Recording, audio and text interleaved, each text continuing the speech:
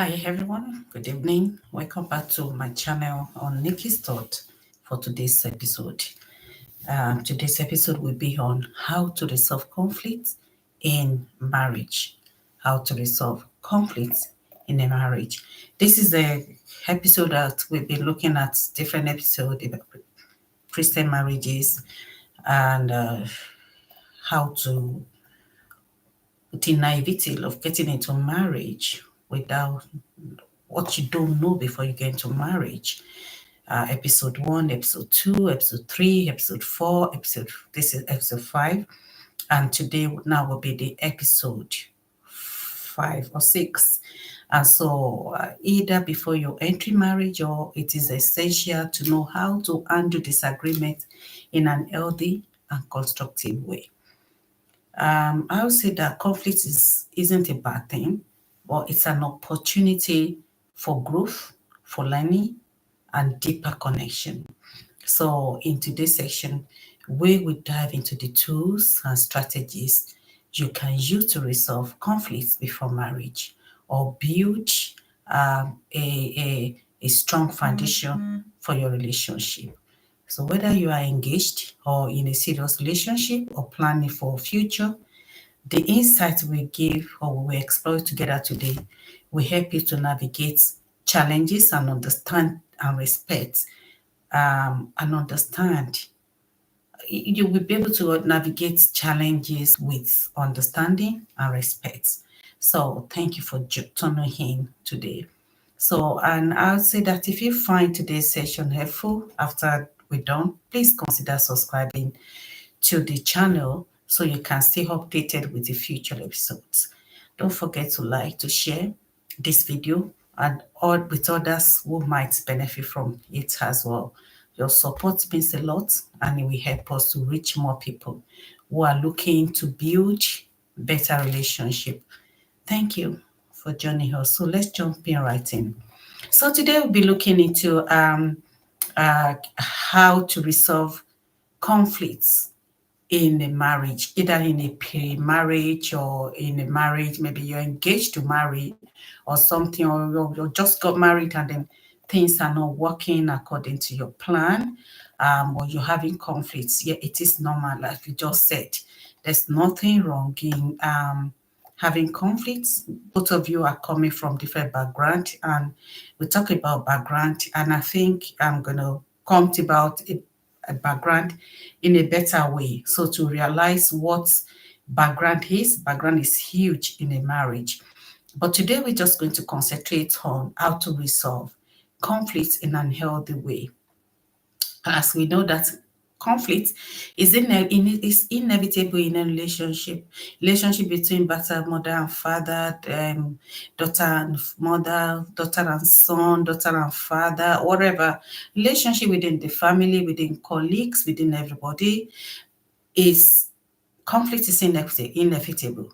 Okay, but how you handle it determines whether it strengthens or weakens your bond as a couple. So today we will look into practical steps that to resolve conflict in a way that promotes understanding, respect, and growth. So first, let's look at number one. We address the conflict early. When you see a conflict, don't let issues fester. Don't allow issues to fester at all. Ignoring problems can lead to resentment and misunderstandings. When it builds up, it can actually destroy the marriage. Approach conflicts as soon as they arise. While emotions are manageable is very, very important. But the tip is to choose the right time and the place to discuss the issue privately, free from distractions. But do not bury it under the carpet. You have to attend to it as soon as possible before it starts building resentment for you and misunderstanding, especially if you're about to get married. Pre-marriage counsel, as we talked about last week, communication, as we discussed last week, is very, very important before you get into marriage. You need to approach that conflict as soon as they arise. While emotions are manageable, then But it's only that before you approach that, you must choose the right time and the right place to discuss this so that um, free from distractions and it will not cause one problem. That's one. Another thing you could do is to practice active listening. Active listening cannot be overemphasized. Either you are young in a marriage or you're preparing to get married or you're already there already. Focus on understanding your partner perspectives without interruption. Be attentive to details or formulating your own response while they are speaking. Allow them to finish up what they are saying. You know where they're coming from. Don't jump at their mouth when they are talking. Listen. Listen actively. Be an active listener in marriage, especially when you are trying to address the issue. Again, we talked about communication. Last week, we talked about non-verbal communication and verbal communication. Why these two types of communication can never be overemphasized. Non-verbal communication is very important, very, very important. So when somebody is, giving you, when talking to you, at that time, you need to put your non-verbal communication in place. Nodding to say, okay, I understand what you're saying here. Okay, I'm buying your idea. Okay, I can see where you're coming from without not interrupting, without not talking. Again, maintain eye contact. This show that you're engaged, nodding show you're engaged. You could don't give any negative gesture when the person is talking. It can elevate or aggravate the issue on ground. But practice active listening. Reflect back to what you hear to confirm understanding. So, how do you reflect back? Reflection is very, very important by saying it to your partner when you finish talking. So, from what I heard from you saying, e.g., so you feel upset because you'll be able to read so that your spouse will understand where you're coming from. Your fiancé or fiance will understand that you really understand what they are saying. And by you actively listening to their own point, not what you have already prejudged, premeditated in your heart, and jump into conclusion when that person is talking, we go a long way if you listen actively. When you let them finish what they're saying before you jump into conclusion, that goes a long way. Again, the third tips there will be, we're talking about how to resolve conflicts. Communicate clearly and calmly. When the two heads are very big, when you are very, very upset, that's what I said in the first step, that you choose the time right when to address this and to avoid distraction as well. So when you want to communicate, make sure you express your feelings without blaming or hostility. Remember, we talked about background as well, where the person is coming from. You need to understand this. And then again, use I as a statement to describe how you feel and what you need. Some people, because of their background, they feel that you are selfish if you use the word I. But this is your opinion, and this is you trying to express how you feel. It is very, very important that instead of saying you never listen to me trying to talk to you, you never do this, you never say that. I feel unheard. I feel honored when I share my thoughts with you. And I like us to be more focused during the conversation. That is you are communicating clearly and calmly. I think I feel unheard instead of you never listen to me. I don't care anyway. No. You say something like, I feel unheard when I share my thoughts with you. And I would like us to be more focused during the conversations. And then as a Christian, before you even have this conversation in the first place, first take it to God in prayer, to be in the middle of it, to calm your nerves, to calm you as well. In as much that you need to address this issue as soon as possible before, when it is still very fresh, still make sure that you are not boiling in anger when you're addressing this issue. You're more calmer when you're addressing this issue, so you can communicate. And then your party or your partner or your spouse must be in a situation whereby it can listen to you actively. It's very, very important. And when you're talking about the issues, especially we women, like as me as well, we can go over and over and over and over and over and forget the main issue here. So when you are addressing conflicts, it is very, very important that you focus on the issue alone, not the person, not parabolating, not going to something else. Focus on the issue and do not try to attack the person. So avoid personal attacks or bringing unrelated past issues there on that issue. Stick to the specific problem at hand and work towards resolving it together. Many of us has been there, including me, when we have issue, then we go back to 1900, and you take the story back from beginning to the where no, stick to the specific problem at hand, and avoid, bringing bad unrelated past issue. Treat your partner as an ally, not as an adversary. Most of the time, you think your partner is the enemy here or is an adversary. No, it's still your partner, the one you fall in love with in the first place, the one you claim that you love, the one that you ask that you want to go about or to marry, or you're about to get married, the one you say you want to share the rest of your life with. It's very, very important that when issue comes, we don't see them as our enemy. We see them as an ally, someone we love. And again, when you are resolving problem, it's very, very important to seek to a common ground. Common ground is very important. And how do you seek to the common ground? Identify where we are both, areas where you both agree, and build from there. So when you want to start this, identify areas where you both agree in that conflict, where they agree. There must be someone out of 10 issues there will be one that you both agree on.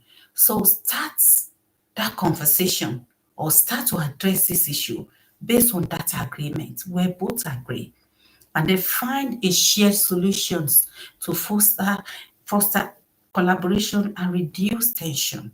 Must find a way to find a way to collaborate and to reduce tension.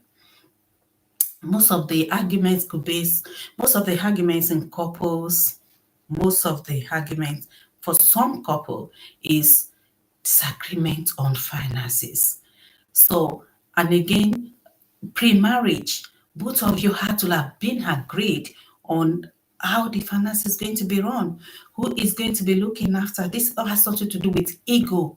This not with who is the head here. It has something to do with who is skillful, who is trustworthy, who can manage better. In finance, it's very important. Not, oh, I'm the head of the family. You can be head of the family and don't know how to manage money or finance.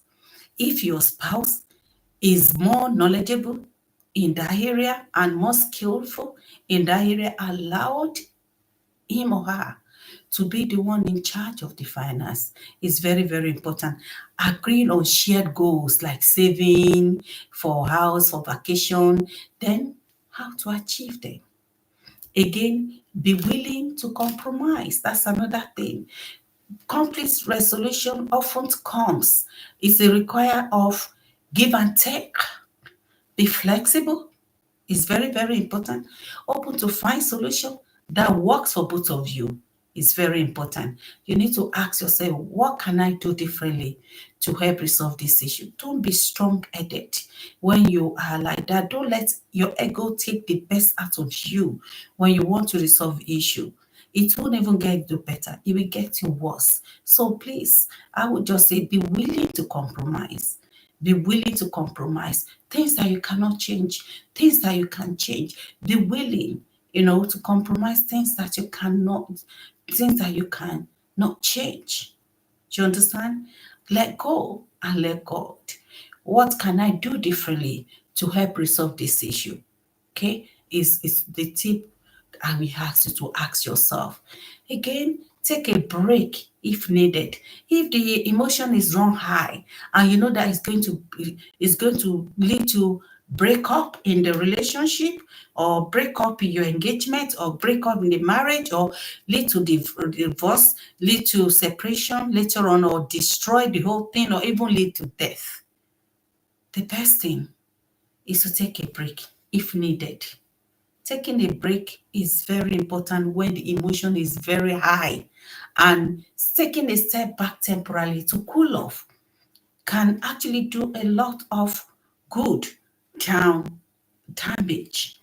But being there, taking it upon yourself, can actually cause a lot of damage than necessary in the future. So if emotion runs dry, if you know that your relationship is becoming unhealthy, and if you're not married together, you could seek counseling. If counseling works, that's fine. If it doesn't work, then give yourself a break. If you're married, give yourself a break. Agree on a specific time to revisit the discussion. You could always go back to discussion. Okay. When I say separate, I mean take a break if needed. Even if you're living together at home, you could take a break for a while.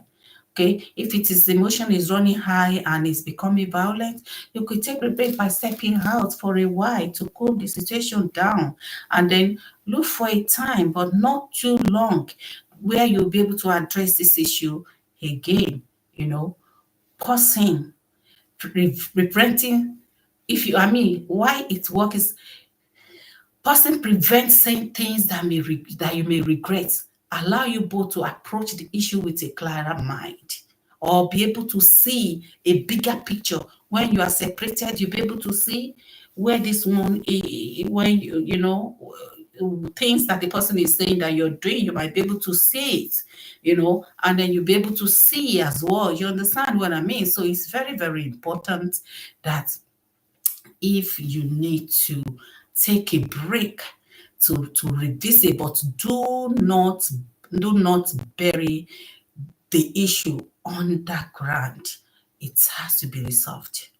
You just have to go, or both of you have to go down and start thinking what can be done, how you can do this, what needs to be done. You need to think about yourself. You need to be honest with yourself in this area. Don't let ego take the best out of you, because the ego takes best out for you.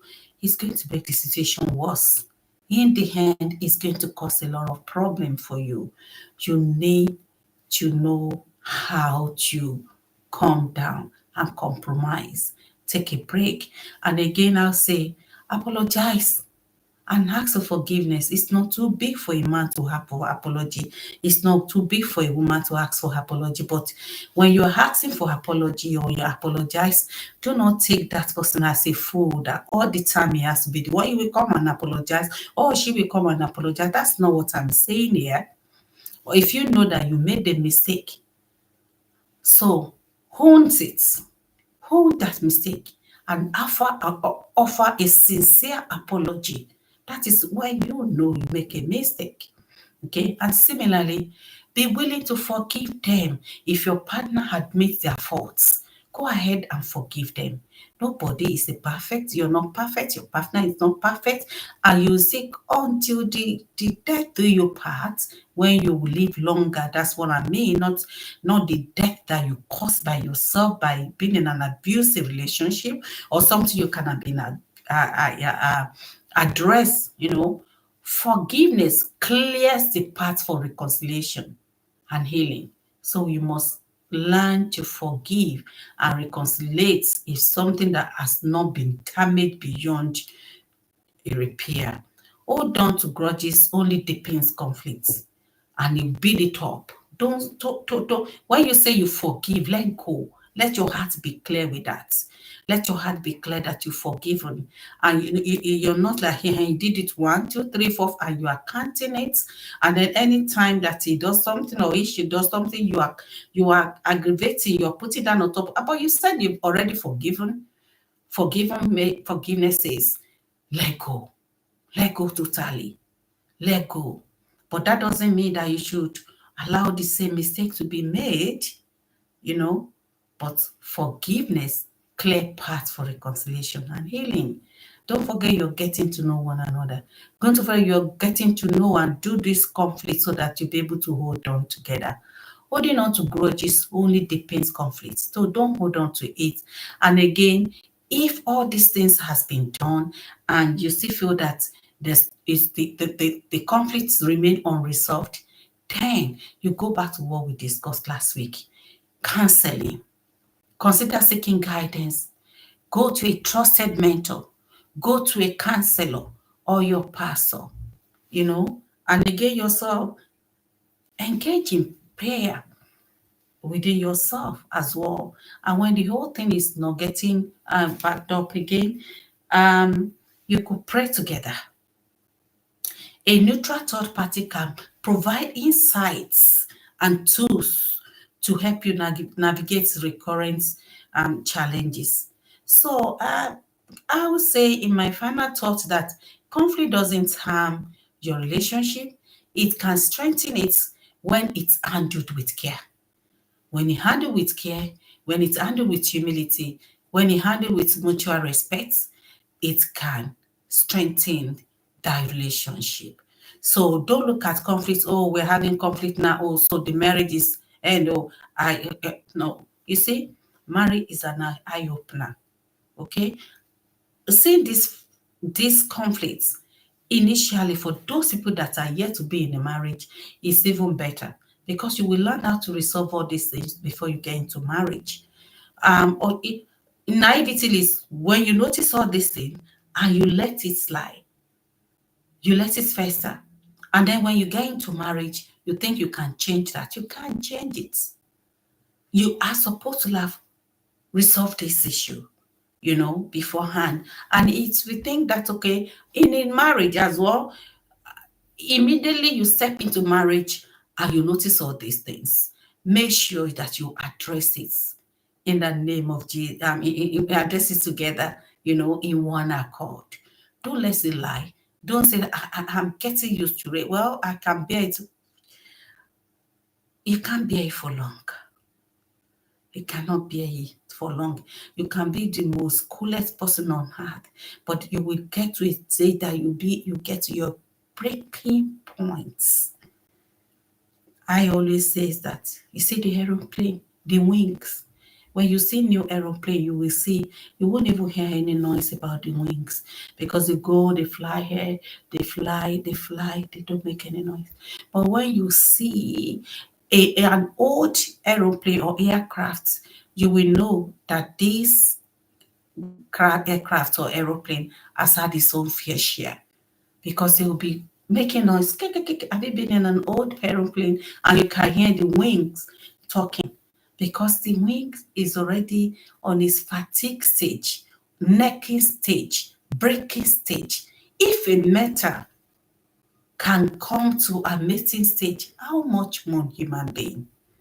But before piling up conflicts, bottling up inside can make you to get to that necking, breaking stage of life. And it might come to a stage whereby is it that you cannot resolve the problem again, especially when in a marriage, or you might end up like, have you heard about couple destroying themselves, doing things for themselves, ending lives because of unresolved conflict that was bottled for years that were bottled for years, and then it come to that necking stage, come to that that's a breaking point, that they now have to be dealing with it. So it's better for you to navigate your marriage with to always resolve problem. And when you're resolving the conflict, please bear in mind proactive listening, as I mentioned. Empathizing with your partner is very, very important. Communicating without blame is extremely very important. Resolve argument, disagreement with mutual respect and compromise is the key to marriage. Whether you are newly married or engaged or seeking wisdom for a stronger partnership or marriage, these are the practical tools to turn conflict into an opportunity for growth and deeper connection. So, even though as I'm handling this topic today, let me tell you, we talked about pre-marriage, conflict resolution skills are crucial before marriage. Like I said, I'm recapping. And as they help couples understand how to handle disagreements or set out the relationship patterns from the start for those that are, cutting and about to get married. Learning these skills be mentioned during engagement and dating period set you a strong foundation that will last forever, a lasting relationship, And so, when you focus on the potential conflict and ensuring both your partner have this communication issue and you communicate very effectively, can go a long way, can go a long way, can go a long way. And if your couple already married, emphasizing on practicing and refining these conflict resolution skills is about addressing ongoing issue, okay, in the relationship with maturity and with respect. In marriage, conflict resolution requires partners to be more adaptable and commit to resolve the problem, to resolve the conflict without harming or blaming or harming the relationship. It's very, extremely, very important that you learn how to solve this. So I round up this session. Open communication goes a long way, When conflicts arise, avoid keeping or feeling bottled up. Speak openly when about your emotion, but do so with respect and kindness. Like I said earlier, use I statement as I feel upset when, instead of blaming or criticizing the person. Again, identify the core issue. Go straight to that point. If finance is the problem, identify it. Whatever you think is a problem, identify it. Don't let it have other you're attaching it to other stuff. Identify what the issue at that moment. If it's about security, talk about it. Recognizing the deeper issue, address it. It's more effective down just parabolating or beating around the bush. Don't beat around the bush, go straight to the point. And when you're discussing it as being said, stay calm and control your emotion. So during the conflict, emotion can run right. I can say it is very important to stay calm and avoid shouting, name calling, other destructive behaviors. Stay away from it. If necessary, take a break and revisit the conversation later when both of you are in a better emotional state. It's very, very important. Another tip you can take there is practicing deep breath. Deep breathing and short walk can make you to be calm before continue the conversation. But don't run away from that conversation. Many of us run away from that conversation and make this something worse at a later year. It might be a month, it might be years, it could be years. The years of, not resolving conflicts and burying under the carpet. We make the person grow wings. We make the person thought he's doing the right thing, or he or she is doing the right thing. and the whereby you are dying inside. You're dying, you will get to a breaking point. So you need to address this. Don't bury it under the because if you need to bring a third party after you've done everything and it's not been sorted, please bring a third party. But make sure that the third party you're bringing could be a counselor, could be your pastor, the real pastor that can be fair and just, not a biased one, not somebody that doesn't like you and wishing your marriage to break, and they're not seeing it. Instead of seeing the right or the wrong or the other person, they were putting and not addressing the issue. I'm not saying you should go to that.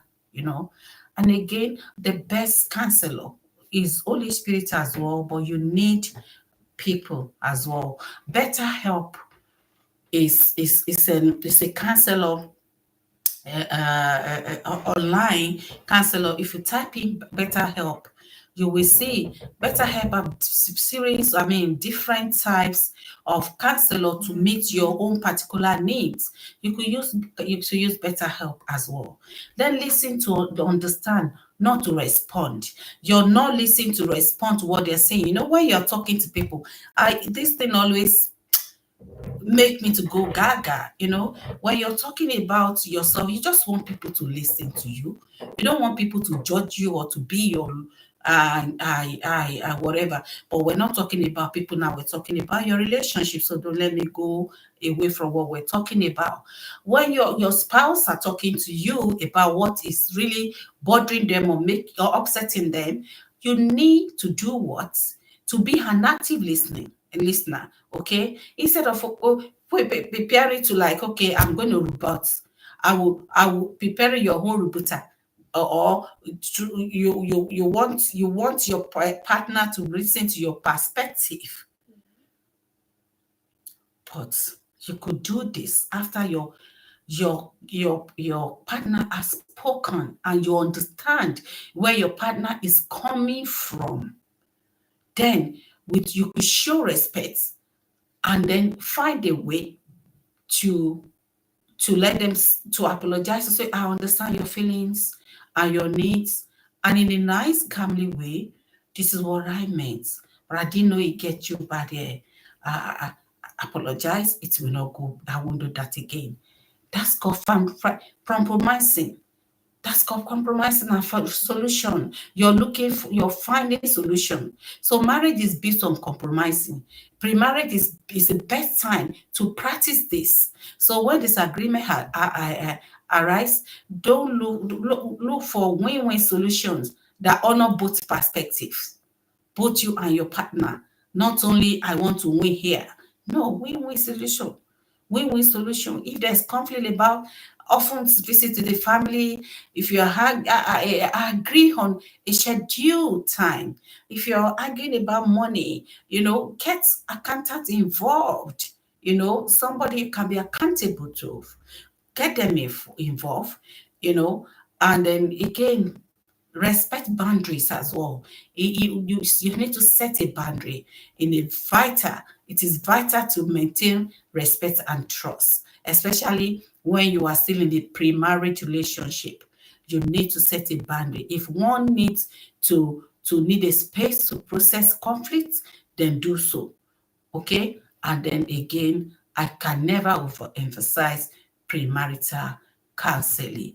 Use premarital counseling as an opportunity to address any lingering concerns and conflict before you enter into marriage, if you're on your way to marriage, or if you're in the marriage as well, and this is lingering and is causing unhealthy relationship before the children comes into situation and everything becomes dysfunctional.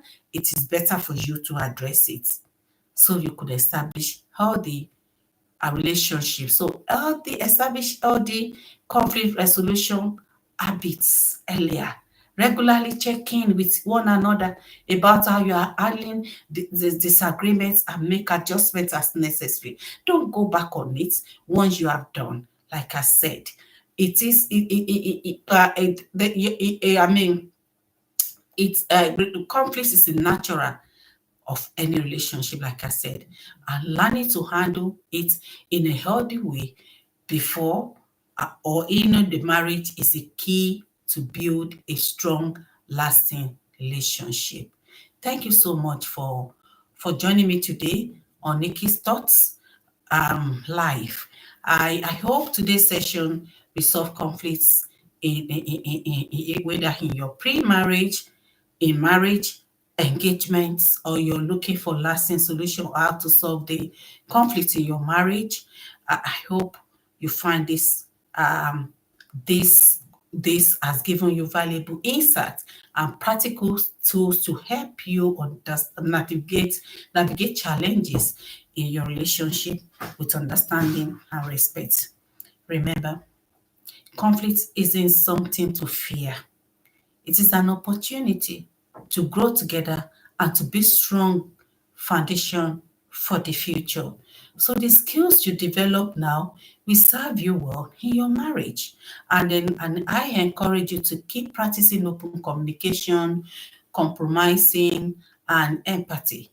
So thank you. If you find this video helpful, don't forget to subscribe, like, share with others who might benefit from it. I look forward to connect with you again the next video. Until then, take care, stay blessed as we grow together in love. God bless you. God bless you. Till hear me again.